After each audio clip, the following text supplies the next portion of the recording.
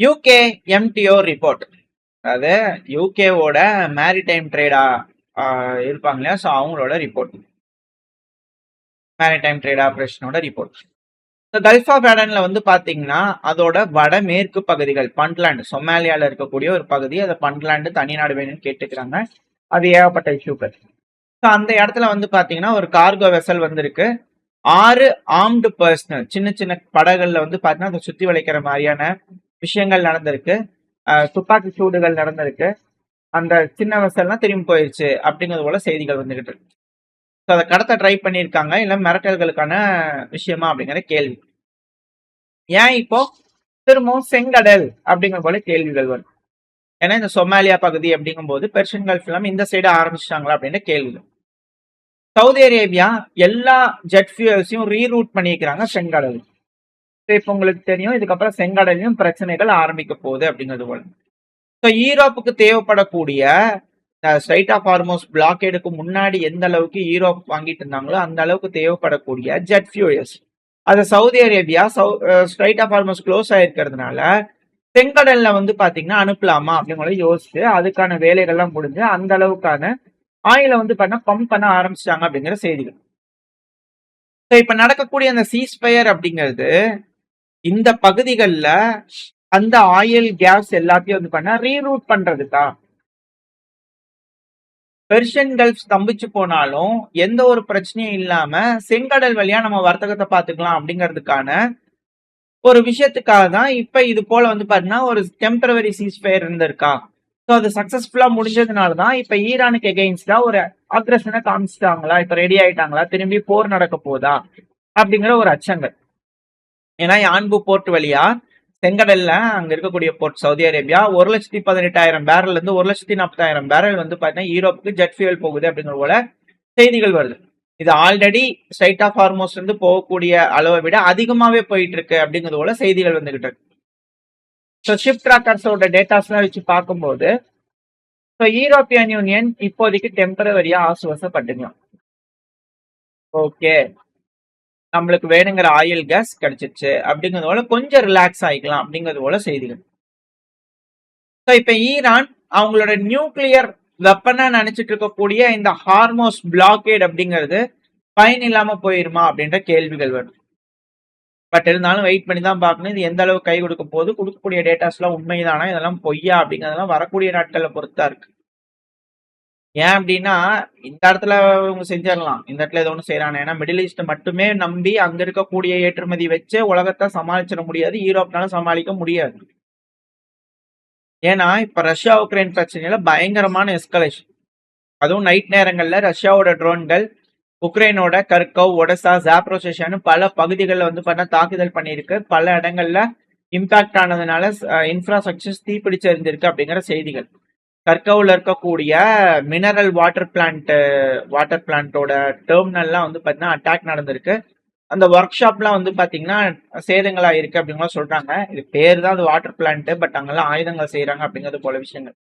ஏன் அப்படின்னா Al Jazeera இருக்கிறாங்க இல்லையா, அவங்க வந்து ஒரு வீடியோ பதிவு எடுத்துட்டு இருக்காங்க. இந்த உக்ரைனுக்கு இதே வேலைதான்.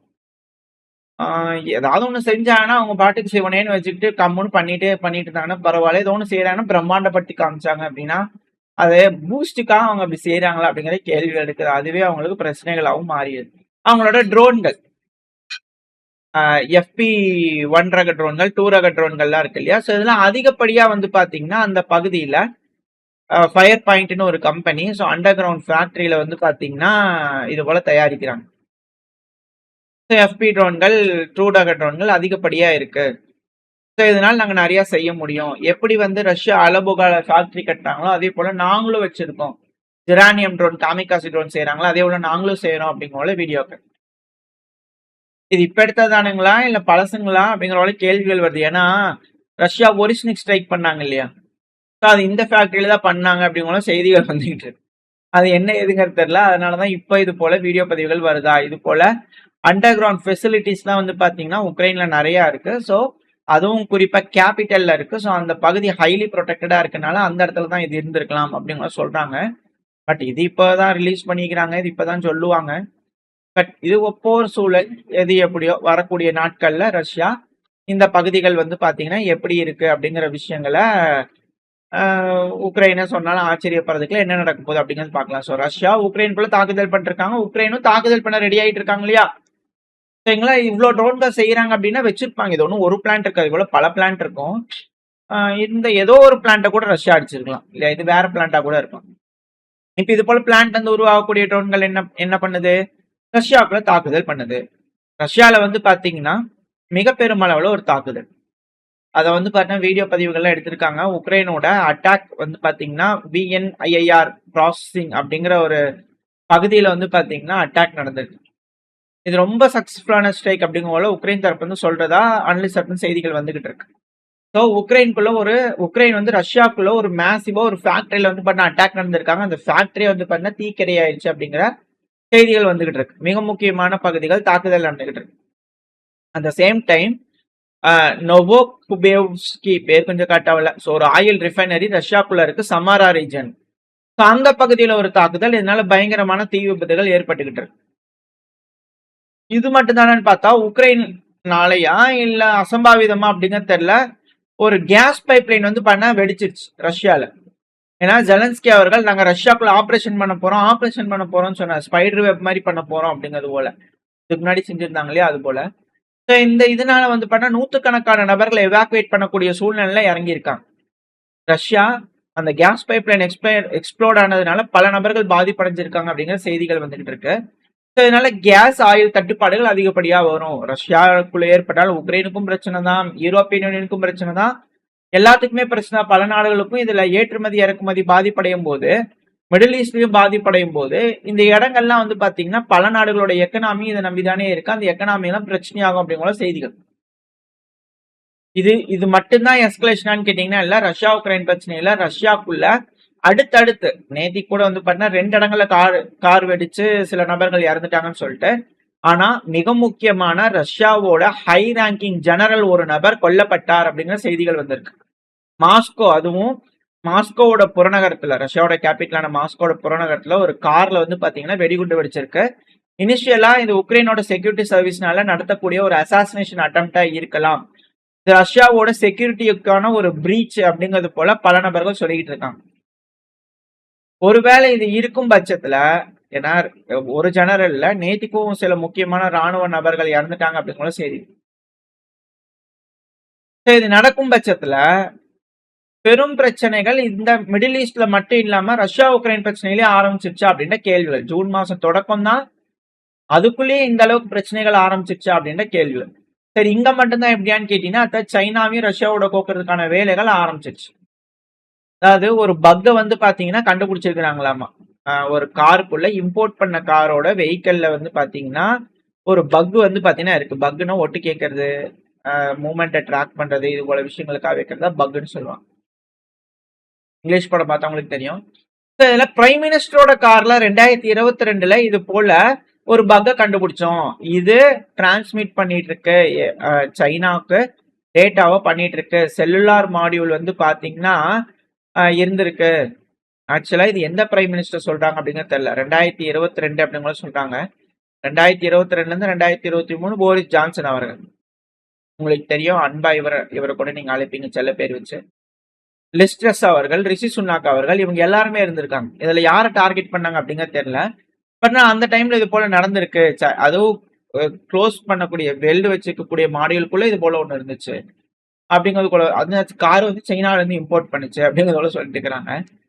இது வந்து சீனாவுக்கு வந்து பாத்தீங்கன்னா செக் வைக்கிறதுக்காக இப்படி செய்யறாங்களா, யூரோப்பியன் யூனியன் கார் ஏற்றுமதியை தடை செய்யறதுக்காக செய்யறாங்களா அப்படின்ற கேள்வி.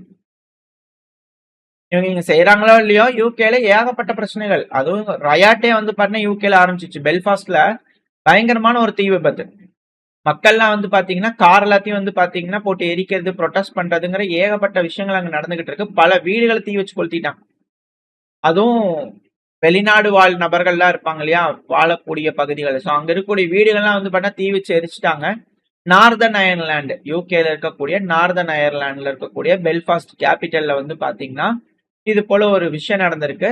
இல்லீகல் இமிகிரன்ஸ், அதாவது ஒரு நபர் இமிகிரண்ட், வெளிநாடு சூடான்ல இருந்து ஒருத்தன் வந்திருக்கான், அவன் அங்க இருந்திருக்கான். அவன் அங்க உள்நாட்டுல இருக்கக்கூடிய ஒரு நபரை வந்து பண்ண தலையை கழட்டிட்டான் கத்திய வச்சு. ஸோ இதனால கோவப்படக்கூடிய அங்க இருக்கக்கூடிய மக்கள் எங்க ஊருக்கு வந்து எங்க ஆளையே நீ இப்படி பண்றியா அப்படிங்கிறது போல ஃபுல்லா அங்க வாழக்கூடிய இமிகிரண்ட் இருக்கக்கூடிய எல்லாத்தோட வீட்டு பகுதியிலும் வந்து பண்ணா தீய வச்சு கொளுத்தி விட்டு எரிச்சிட்டாங்க. ஸோ இப்ப இது போல ஒரு விஷயங்கள் இங்க நடக்கும்போது யூகேவே ஆல்ரெடி ஏகப்பட்ட பிரச்சனைகள் இருக்கு. இப்ப இதுவும் நடந்துட்டு இருக்கும்போது ஆல்ரெடி ரஷ்யா உக்ரைன் பிரச்சனை வேற வரும்போது பிரச்சனைகள் ஆரம்பிச்சிருச்சா அப்படின்ற கேள்விகள். ஸோ வேர்ல்ட் நெட் வார் அப்படிங்கிற ஒரு ஸ்டேஜுக்கு என்டர் ஆகுதா அப்படின்ற கேள்விகள் இங்க மட்டும் இல்ல. அடுத்து பாகிஸ்தான் தாலிபான் மேல ஃப்ரெஷ்ஷா ஒரு ஏர் ஸ்ட்ரைக் பண்ணியிருக்காங்க. 13 ஆப்கன்ஸ் கொல்லப்பட்டதாகவும் 14 நபர்கள் காயமடைஞ்சிருக்காங்க அப்படிங்கிற செய்திகள் வந்துகிட்டு இருக்கு. இங்கன்ட்டு இல்ல, அடுத்து நம்ம ஆப்பிரிக்கா பக்கத்துல போயிட்டீங்கன்னா ஆப்பிரிக்கால இந்த ஆப்பிரிக்கா கார்ப்ஸ் இருப்பாங்க இல்லையா, ரஷ்யாவோட நபர்கள் படைகள். அவங்க மாலிக்கு ஆதரவா வந்து பண்ண ட்ரோன் தாக்குதல்களை தீவிரவாத அமைப்பு அப்படிங்கிற சொல்றாங்களே JNIM, அவங்கள பொறுத்த வரைக்கும் போராளிகள், இவங்களை பொறுத்த வரைக்கும் தீவிரவாதிகள். யார் யாருக்கு எப்படி வேணுமோ அப்படி எப்படி எடுத்துக்கலாம். போர் சூழல், அதனால இருதரப்பை சொல்லக்கூடிய விஷயங்களை கவர் பண்ணும் இல்லையா. அவங்க சக்சஸ்ஃபுல்லா ஸ்ட்ரைக் பண்ணிருக்கோம், பெருமளவில் எலிமினேட் பண்ணிருக்கோம் அப்படிங்கிற செய்திகள் அங்கிருந்து வந்துட்டு இருக்கு. எல்லா பகுதிகளிலும் கான்ஃபிளிக்ட் அப்படிங்கிறது அதிகரிச்சுக்கிட்டு இருக்கு. எல்லாத்துக்கு மேல பாகிஸ்தானோட சேட்டலைட்ஸ் பிரத்யேகமா இந்தியாவை கண்காணிக்கிறதுக்காகவே நிறைய ஏவி இருக்காங்க அப்படிங்கிற செய்திகள்லாம் வந்துகிட்டு இருக்கு. இதெல்லாம் வச்சு பார்க்கும்போது உலகம் எதை நோக்கி நகர்கிறது அப்படிங்கிற அச்சங்கள் வர ஆரம்பிச்சிருக்கு. அது போல எதுவும் பெருசா அடிச்சுக்கிட்டு பிரச்சனையை பெருசு பண்ணாம எல்லாம் பேசி தீர்த்துக்குவாங்கிற நம்பிக்கைய இந்த பதிவை நாம் முடிச்சுக்கலாம். ஓரளவுக்கான தகவல்கள் இந்த பையில பார்த்துருப்போம். இந்த பதிவு எப்படி உங்களுக்கு பிடிச்சிருக்கா, பிடிச்சுன்னா லைக் பண்ணி உங்களுக்கு ஷேர் பண்ணிக்கோங்க. அது கூட மறக்காம நம்ம சேனல் சப்ஸ்கிரைப் எல்லாம் மறக்காம சப்ஸ்கிரைப் பண்ணிக்கோங்க. இந்த பதிவு நல்லா இருக்கும்னு நம்பிக்கை அடுத்த பேரும் சந்திக்க. Very stay safe. பை.